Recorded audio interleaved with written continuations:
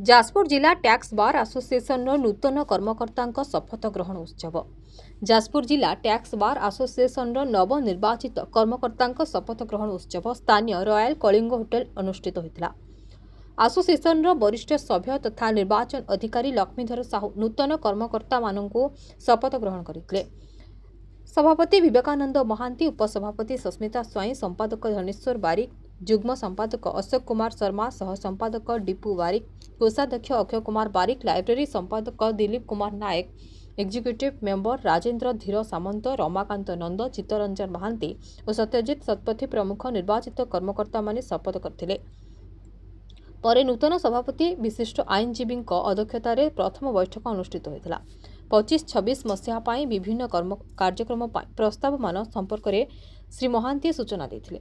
राज्य सरकार जीएसटी कार्यालय पुनर्निर्माण, आयकर और केंद्र सरकार जीएसटी कार्यालय नूतन गृह निर्माण और विभिन्न समस्यागुड़िक समाधान एसोसिएशन पक्षर पदक्षेप नेबापी उद्यम जारी रहिबो बोली बैठक में निष्पत्ति नियाଯାଇଥିଲା।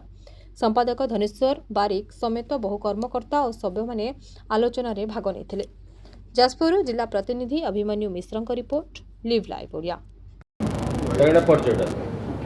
विवेकानंद महांती, सभापति, जाजपुर जिला टैक्स बार एसोसिएशन। आज जो शपथ ग्रहण उत्सव आज आमर जाजपुर जिला tax bar association 26-27 financial year आमर इलेक्शन सरी जाइतिला। इलेक्शन ऑफिसर आमर सब वरिष्ठ सदस्य लक्ष्मीधर साहू आज शपथ पाठ उत्सव करचंती।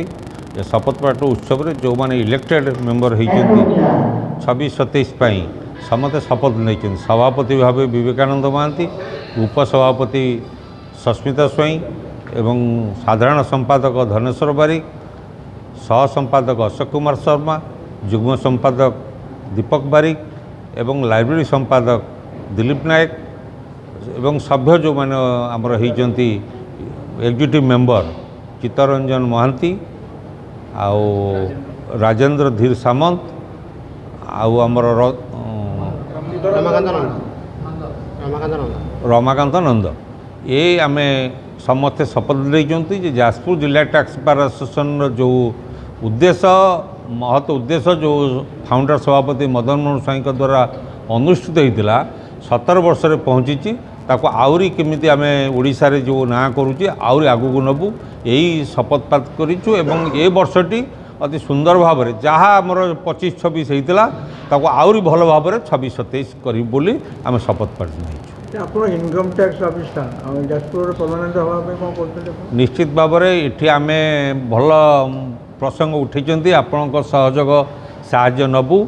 इनकम टैक्स ऑफिस एपर्यंत भड़ा घरे चली, सेंट्रल जीएसटी ऑफिस एपर्यंत भड़ा घरे चली एवं भंगा दरदरा घरे चली जीएसटी ऑफिस स्टेट्र जीएसटी ऑफिस 1000 कोटी रु अधिक आदाय होते एपर्यंत गोटे 50 मसीह जो घर होता से चली। आम बार एसोसिएशन तरफ विभिन्न प्रसंग कथार आम उठेचु आपको ग्रहण करिकी टेंडर करियो बोली कहउछन्ती किंतु एपर्यंत है नहीं। एवं सेंट्रल जीएसटी और इनकम टैक्स आम कमिशनर को देचु दरखास्त अपील करिचु ताकू करियो बोली कहउछन्ती एपर्यंत किछ करना। सेटा आपण मानक प्रसंग किमि ताकू सेंट्रल स्तर रे उठांतु कारण ये हूँ जाजपुर रोड जाजपुर जिलार ये हूँ ऑफिस। सेंट्रल जीएसटी ऑफिस माने घर सापगड़िया रे जगह भी तहसीलदार देइछन्ती। बहुत धन्यवाद। जाऊ आपण मानक ठारू आम खबर पाइलु, खुशी कथा।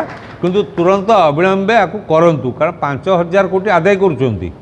तेणु एठी घर न हो केते कौन असुविधा हम तेणु कहीं घर कर भड़ा घर कहीं पर्याप्त भाव ऑफिस नहीं। ये जीएसटी जो मैंने आसुचंती एडवोकेट मैंने बसिया जगह नहीं, टैक्स पेयर मान जगह नहीं, प्रकृत में जो भाई पार्किंग रहा कथा नहीं। तेणु निजस्व बिल्डिंग है गोटे प्लानिंग हुए भल ऑफिस हुए। पूरे संग्राम समिति विद्याधर नेतृत्व में सेंट्रल जीएसटी ऑफिस धन्यवाद आम दबू पूरे संग्राम समिति विभिन्न संघ को जो मैंने प्रसंग उठाऊँ। ये हूँ समस्या हूँ समूह समस्या समूह स्वार्थ। तेणु समूह स्वार्थ जो मैंने प्रश्न उठाऊँ आम धन्यवाद दबू, कृतज्ञता ज्ञापन कर।